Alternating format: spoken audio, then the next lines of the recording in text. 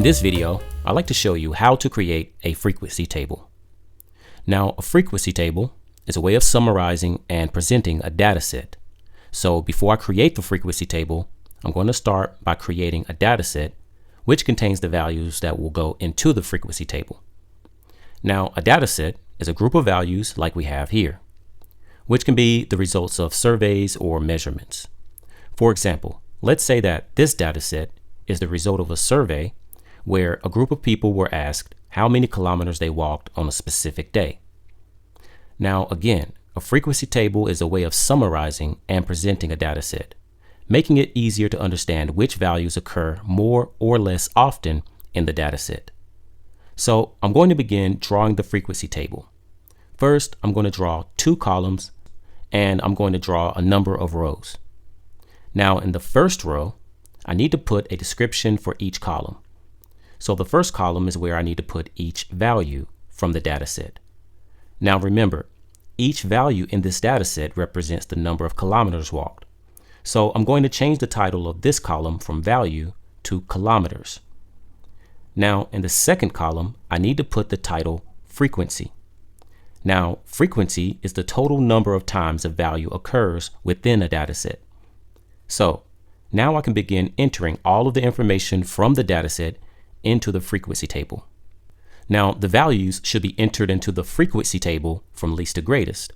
But before I do that, I'm going to rearrange the data set from least to greatest to make it easier for you to see the order they need to be placed into the table and also the number of times each value occurs. So first, I need to enter the lowest number of kilometers walked, which is 1. So I'm going to place that information into the table. And next, I need to enter the frequency, or the number of times the value 1 occurs, which, as you can see, is 2 times. So this means within the group of people, 2 of the people walked 1 kilometer. The next number of kilometers walked is 2. So I need to enter that value into the table next. And the frequency, or number of times the value 2 occurs, is 5. So 5 people from the group walked 2 kilometers. The next number of kilometers walked is 3. So I need to enter that value into the table next. And the frequency of the value 3 is 2.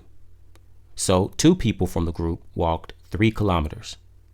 And the next number of kilometers walked is 4. So let's put that into our table. And the frequency of the value 4 is 4. So 4 people from the group walked 4 kilometers. And next, we have 5 kilometers. And the frequency of the value 5 is 1. So only 1 person from the group walked 5 kilometers.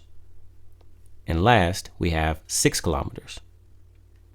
And the frequency of the value 6 is 1. So only 1 person from the group walked 6 kilometers.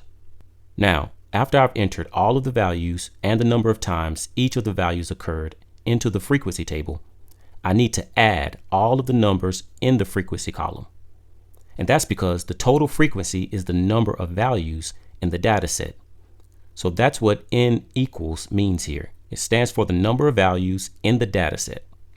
So when we add all of the numbers in this example, we get 15.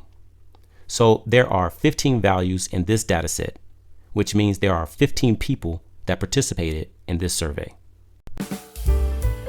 If you like this video, please subscribe to Mr. McLean Math. And also, be sure to click all so that you get notifications when new math videos are uploaded. Thank you for watching.